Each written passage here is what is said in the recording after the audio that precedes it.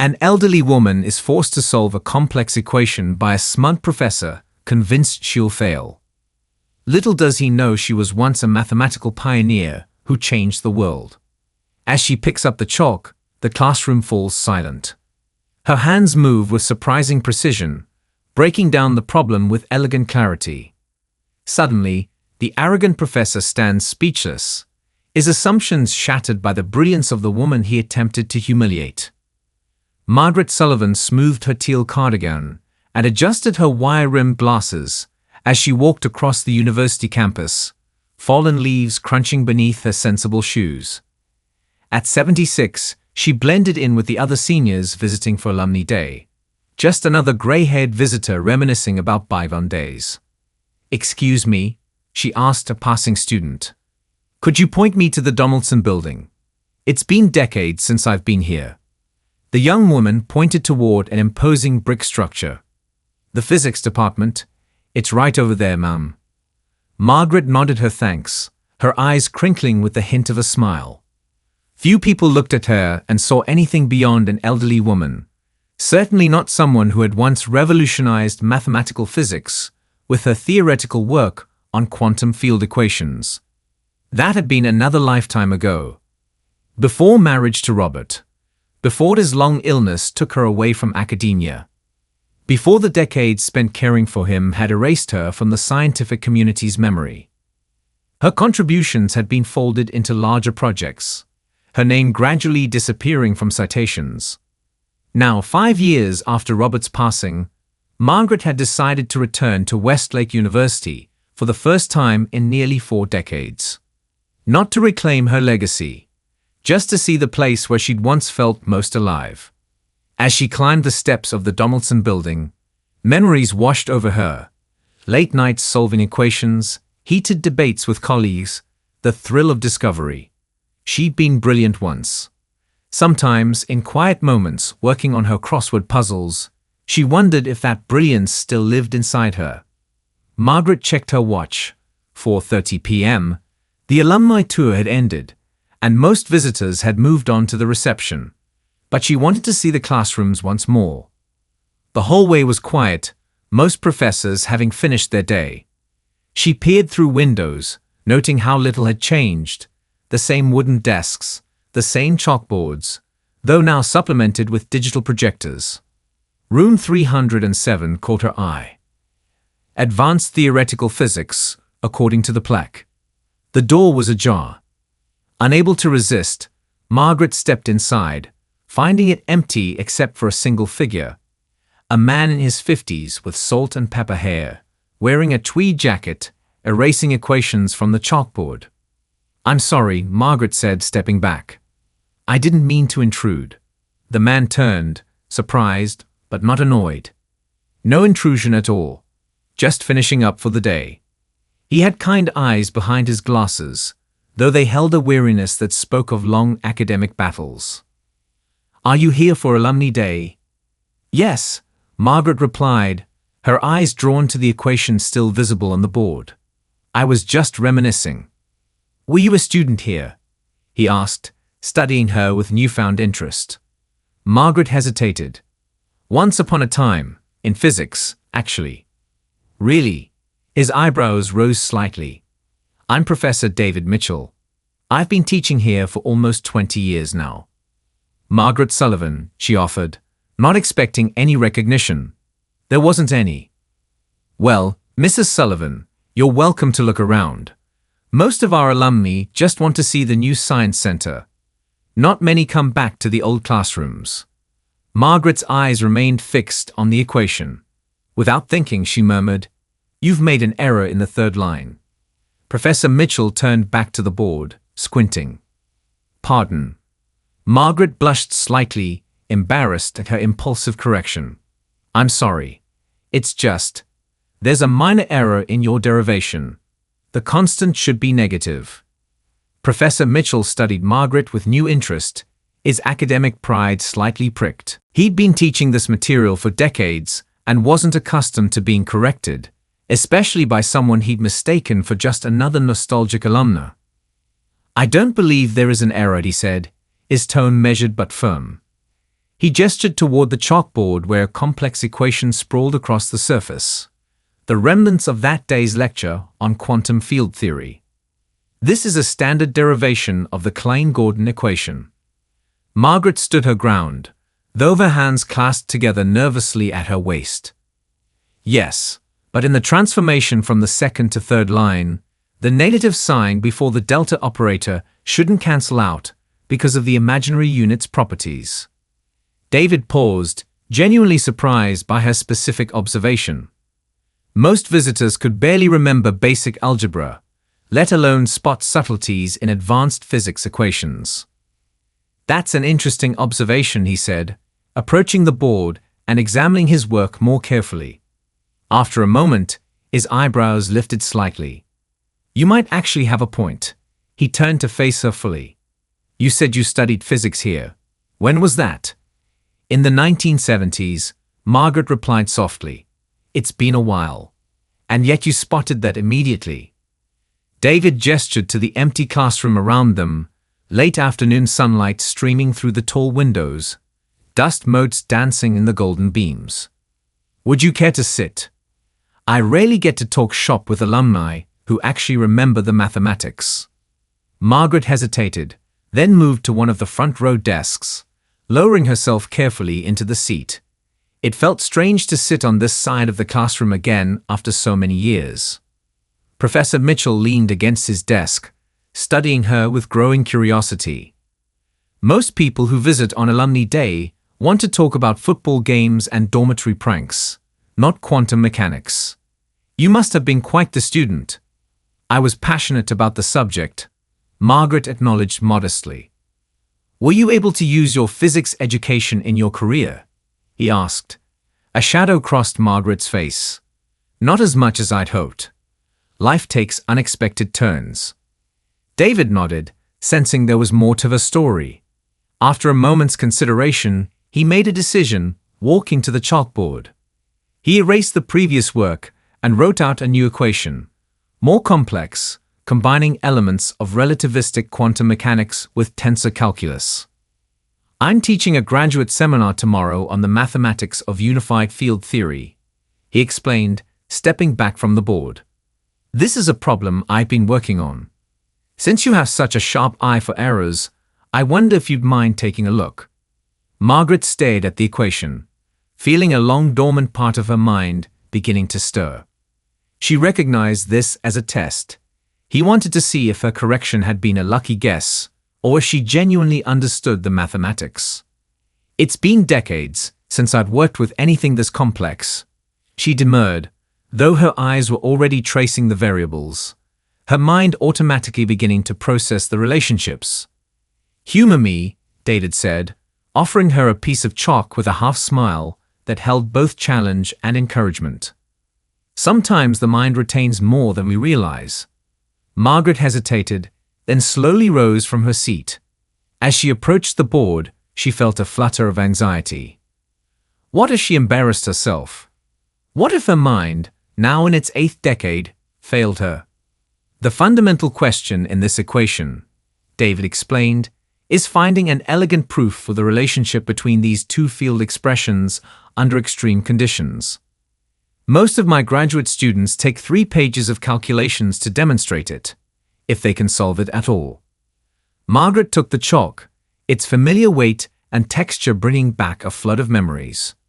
How many hours had she spent at blackboards just like this one, working through problems, testing theories, pushing the boundaries of human understanding? "I'm not sure I can solve it," she said quietly, "but I'll try." "That's all anyone can do," David said, stepping back to give her space. Margaret took a deep breath, her hand poised over the board. Then, with a surprisingly steady motion, she began to write. Professor Mitchell pulled a chair next to Margaret's desk, his previous professorial demeanor replaced by genuine curiosity. The classroom was silent except for the distant sounds of campus life floating through the open windows, students laughing, a campus bell tolling 5 o'clock. "I've been teaching theoretical physics for 2 decades, he said, his voice low and earnest. "I know every major contributor to the field, but I've never heard of a Margaret Sullivan who could solve equations like that." He gestured to the chalkboard, still filled with her elegant solution. At least not under that name. Margaret's hands rested in her lap, fingers intertwined. For a moment, she seemed to be debating with herself, weighing decades of privacy against the simple human desire to be known. "I published under my maiden name," she finally said. "Margaret Harrington." David's eyes widened. Margaret Harrington. The Margaret Harrington who published 3 groundbreaking papers on quantum field unification in the early 1970s. His voice held disbelief and growing excitement. "Your work on dimensional compactification was years ahead of its time.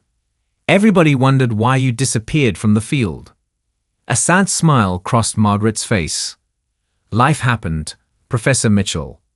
My husband Robert developed multiple sclerosis shortly after we married.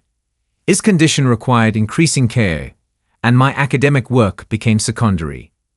But your theories on symmetry breaking, they influenced an entire generation of theoretical work." Weinberg cited your 1972 paper in his Nobel Prize research. David leaned forward, still processing this revelation. "We teach your methods in graduate seminars. There's even a technique named after you, the Harrington transformation. I used it just last week in a lecture." Margaret's eyes brightened at this, a hint of her former academic passion visible beneath the surface. "Is that what they call it now? We just called it the shortcut in our research group. What happened after your last publication? Did you continue your research privately?" Margaret shook her head, gazing out the window at the campus quad. "Robert needed me. His condition worsened, and we moved to Vermont to be near his family. I took a job teaching high school mathematics to support us." She paused, the memories clearly bittersweet. "By the time opportunities for women in physics improved in the 1980s, I was already far from academia. And after a decade away from the field, well, physics moves quickly. But your mind," David gestured toward the chalkboard, "clearly never lost its edge. I kept up with journals when I could, worked through problems at night after Robert was asleep." Her smile turned wistful. "I filled dozens of notebooks over the years. It was therapeutic, even if no one else would ever see the work." David shook his head, still amazed. "The field lost a remarkable talent when you left." "The field continued without me, Professor Mitchell. That's how science works. No single person is indispensable." There was no bitterness in her voice, only acceptance. "I made my choice. Robert gave me 37 wonderful years despite his condition. I wouldn't trade those for any academic accolade." David nodded slowly, beginning to understand. "And after your husband passed, it had been nearly 40 years since my last publication. Who would want a 70-something physicist whose knowledge peaked during the Nixon administration?" She chuckled softly. "Besides, I'd grown accustomed to anonymity. There's a certain freedom in being invisible. Just another old woman that people smile politely at before looking past." David studied the elegant equations still covering the chalkboard. "Except you're not just another anything, Dr. Harrington. The solution you just arrived, it's publishable. It advances the field. Your mind is still creating original mathematics." For the first time, Margaret seemed genuinely surprised. Surely the younger generations have moved past these problems. Some problems are timeless, and some talents are irreplaceable. David stood suddenly, energized by an idea. "Our department has a distinguished visitor program. We bring in experts to give guest lectures, work with graduate students. Would you consider—" "Me?" Margaret laughed, the sound brightening the classroom. "At my age. Age is irrelevant in mathematics. Your mind is as sharp as anyone I've ever met." His enthusiasm was building. "Think about it. A chance to engage with the field again, to share your unique perspective. No pressure, no publish or perish. Just pure intellectual exchange." Margaret stood slowly, gathering her purse. "It's a kind offer, Professor Mitchell, but I've grown comfortable with my quiet life. Will you at least consider it?" The students would benefit enormously from your insights. He hesitated, then added, and perhaps the field has lost enough of Margaret Harrington's contributions already. This gave her pause. Her eyes drifted back to the chalkboard, to the mathematics that had once been the center of her world. For a brief moment, David could see the brilliant young physicist she had been, passionate, determined, alive with ideas. I have your solution photographed on my phone, David said gently. Would it be all right if I shared it with my graduate seminar tomorrow? With full credit, of course. Margaret's expression softened. That would be nice. She glanced around the classroom one last time, as if saying goodbye to a piece of herself. It felt good, you know, to do real mathematics again. To feel that part of my mind wake up. David walked with her to the door. Sometimes the most brilliant lights are hidden under the most ordinary bushels, he said. I'm glad I had the chance to see yours shine today, Dr. Harrington. Margaret smiled, adjusting her glasses. Margaret, please. Dr. Harrington feels like someone from another lifetime. As they stepped into the hallway, David realized he had just witnessed something rare and precious. Genius that time and circumstance had hidden, but never diminished. 1 month later, Margaret stood at the podium in Lecture Hall B of the Donaldson Building, facing an audience that filled every seat. Graduate students occupied the front rows, notebooks open and pens poised. Behind them sat faculty members from the physics, mathematics, and engineering departments. The back rows held reporters from scientific publications and local news outlets. I want to thank Professor Mitchell for his rather generous introduction, Margaret began, her voice steady despite her nerves. She wore the same teal cardigan from their first meeting, now paired with a simple pearl necklace. It seems my unplanned visit to campus has led to something quite unexpected. David Mitchell, seated in the front row, gave her an encouraging nod. After their chance encounter, he had shown her solution to his colleagues, which had led to this moment, a special lecture titled Reflections on Quantum Field Theory, Past Insights and Future Directions. Many of you were not yet born when I published my last paper, Margaret continued, a smile crinkling the corners of her eyes. I spent the intervening decades in a very different world than academia. But mathematics, once truly understood, becomes part of you. It's a language the mind never entirely forgets. She clicked to her first slide, displaying the equation she had solved in David's classroom. Professor Mitchell challenged me with this problem, not realizing I was, in fact, familiar with the underlying principles. Today, I'd like to explore not just the solution, but the intuitive pathways that led me to approach it as I did. For the next hour, Margaret Harrington Sullivan held the audience spellbound. She moved from basic principles to complex derivations with the confidence of someone who had never left the field. Her explanations were clear, insightful, and occasionally humorous. Several times, senior faculty members exchanged glances of appreciation when she illuminated concepts from fresh angles. In the weeks following that first classroom encounter, David had helped Margaret access recent literature in the field. She had devoured it all, her mind making connections and seeing implications that others had missed. Now, as she concluded her lecture, she presented several original ideas that built upon her earlier work, updated with modern understanding. These are merely suggestions for those of you doing the real work of advancing the field, she said modestly. Perhaps they will spark something useful in your own research. The applause that followed was thunderous. Graduate students lined up to ask questions, treating her with the reverence usually reserved for Nobel laureates. Several faculty members approached with collaboration proposals.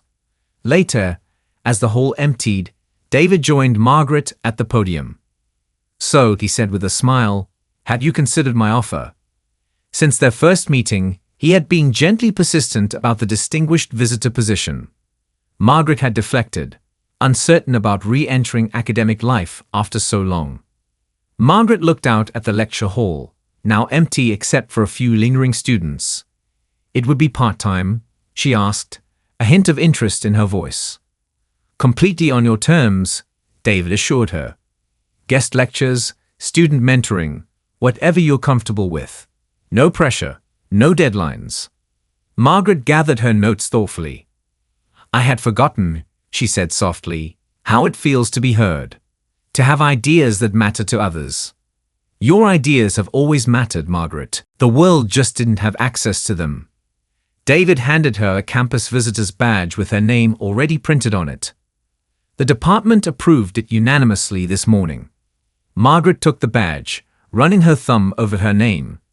Margaret Harrington Sullivan, visiting scholar in theoretical physics. "Has a nice ring to it, doesn't it?" "It does," Margaret agreed, surprising herself. Perhaps this old dog has a few new tricks left to share after all. As they walked out of the lecture hall together, Margaret felt something she hadn't experienced in decades. The particular joy that comes from using one's gifts to their fullest measure. Her life had taken an unexpected turn in that empty classroom, proof that brilliance never truly fades, and that it's never too late to reclaim a forgotten part of oneself. Margaret Sullivan's story reminds us that brilliance wears many disguises in our world. Sometimes the most extraordinary minds are hidden behind the most ordinary appearances. A grandmother in a teal cardigan, a retired teacher with quiet eyes, an elderly woman whom the world had largely forgotten. It's easy to dismiss those we don't understand, to assume that age diminishes capacity, or that someone's current circumstances reflect their full potential. Margaret's journey teaches us to look deeper, to recognize that genius doesn't announce itself with fanfare. It often waits patiently to be discovered. In your own life, consider the Margaret Sullivans you may have overlooked, the wisdom and talents hidden in unexpected places. Perhaps you yourself possess brilliance that circumstances have forced you to set aside. Remember that it's never too late to reclaim your gifts, to share them with a world that needs what only you can offer.